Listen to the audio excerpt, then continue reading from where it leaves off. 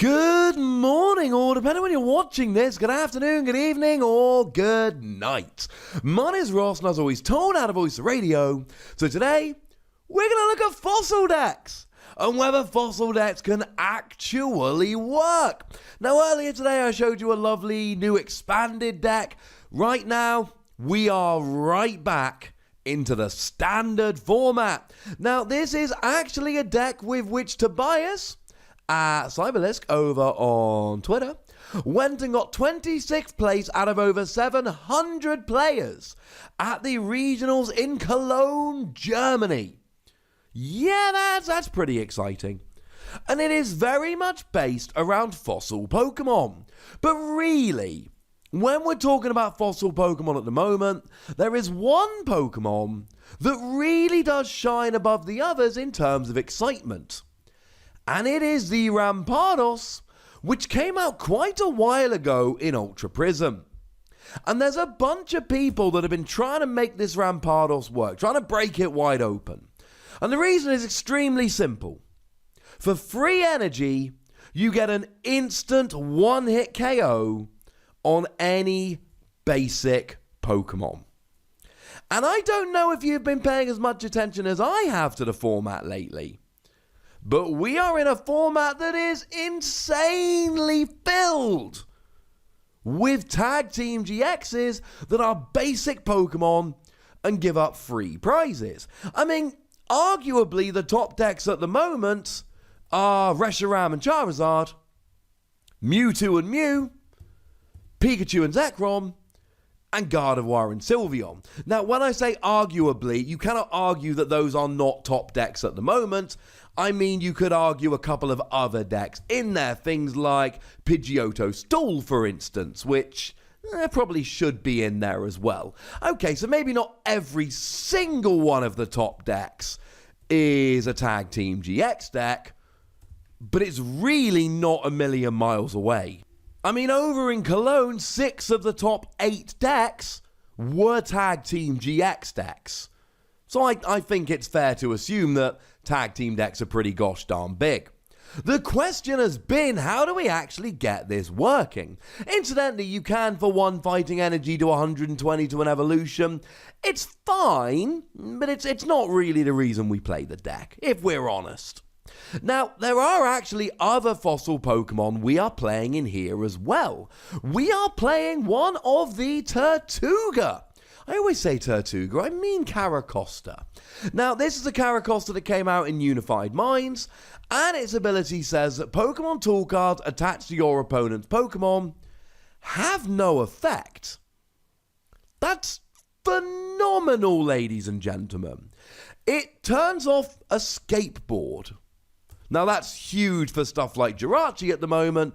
Now, it also turns off a bunch of other tools, but it really is the escape board, which is the main reason we're playing around with this here.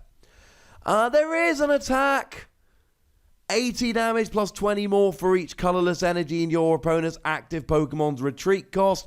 It's not the main attack here. You might use it occasionally. But if you want a backup attacker, what we're really going for here is Aerodactyl GX, a Pokemon that seems to be popping up in more and more decks lately. Now, Aerodactyl's got a really nice GX attack for a single fighting energy that does 50 damage for each energy attached to your opponent's active Pokemon. Essentially, this is a really nice single energy GX attack. Now, again, there is another attack here. You can get free energy on and do 120, but that's not the point. You don't have any other GXs, so you might as well roll with this. Now, incidentally, there are a couple of other Pokemon we play here. We play a Mew to protect your bench. That's not particularly out of the ordinary. And we play for Jirachi to search out your trainers a little bit more easily. That's not all that out of the ordinary. But then we play a Salamence and a Salamence EX, and that, ladies and gentlemen, is very much out of the ordinary. I say EX, I mean GX. You know what I mean, ladies and gentlemen. And this means that what this dude's doing is the thing that I've been begging people to do for ages and trying to do myself with almost no luck. Play Lance Prism Star and 2 random Dragon Evolutions. You see, Lance Prism Star, if you had a Pokemon KO during your opponent's previous turn, any Pokemon, doesn't have to have been a dragon, you get to search your deck for 2 dragon Pokemon and put them directly onto your bench. That's kind of phenomenal. So what we use here is a Salamence GX and a Salamence from Dragon Majesty. Now, the Salamence from Dragon Majesty has to be active, but if it is active, you get an automatic gust. You just switch one of your opponent's bench Pokemon when they're active. That's kind of phenomenal. And the GX also has a great ability, though it need not be in the active to use it. Your Pokemon in play have no retreat cost. Now, you actually have fairly high retreat on most of your Pokemon here. It really helps with your Jirachi, which is lovely, but we're clearly going to play some escape board for this. But what I love here is actually the combo with the other Salamence. Anytime you have a Pokemon KO'd, you put Salamence up, and then you can retreat it with Salamence GX after your gusting. How cool is that? The answer is very. Incidentally, there are 3 copies of Switch in the deck that we play for this reason as well. It means that you're not mucking about with Custom Catcher or any of that rubbish. If you find a Switch, after having played your Lance, of course, you will be able to get automatic gusting, which is phenomenal. I love this deck. I adore this deck. Now, in terms of energy, you play a whole bunch of fighting energy, because you need to. And then, of course, you play Super Boost Energy.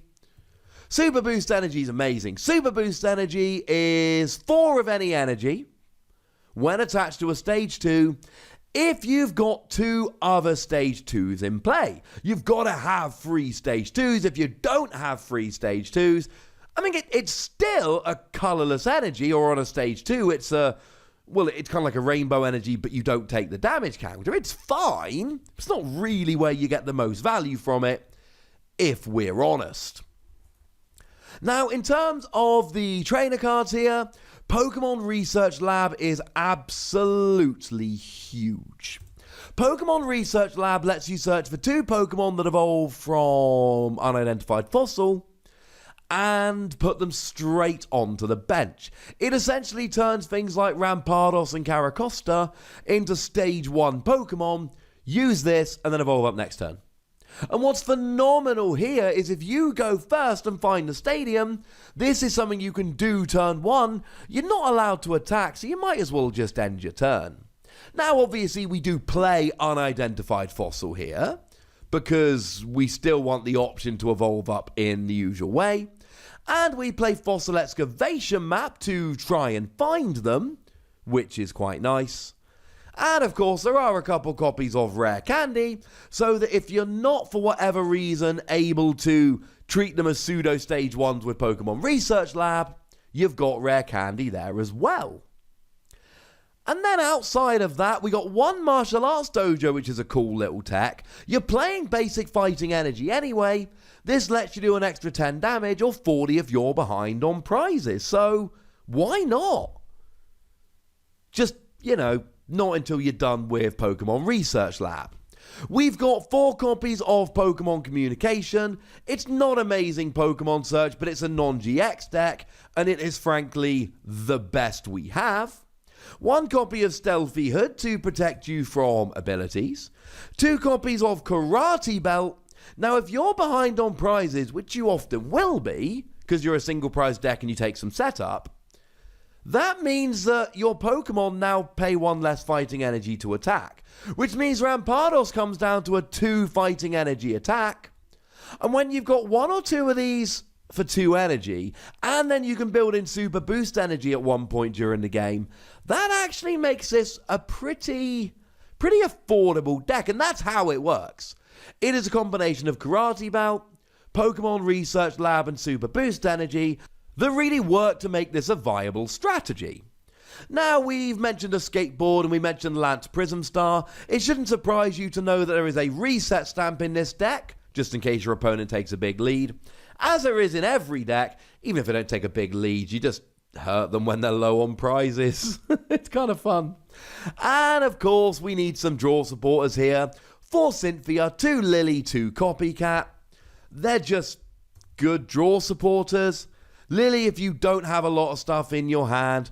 Copycat, if your opponent has a large hand. Cynthia's just generally all around good. I like this deck. I mean, to be fair, I only generally feature decks on the channel that I like. This is a fun deck, ladies and gentlemen. A really, really fun deck. And every single card is legal right now. So, maybe you rush out and make the deck and give it a test. Could be fun. Either way, tell me what you think about it in the comment section. Go nuts! Be nice. And then make sure you like this video, subscribe to this channel, follow me on Twitter at TheWassy, and Twitch for some live action at twitch.tv/PTCGRadio. If you want to support the channel, get some bonus podcasts and all that, head on over to patreon.com/PTCGRadio, where you can do exactly that. And please do make sure you're checking out youtube.com/WassyPlays, where we talk about games that don't have Pokemon in but are still awesome. But by far the most important thing as always, look after yourselves till next time. Thank you very much for watching. My name's Ross and you've been watching PTCG Radio.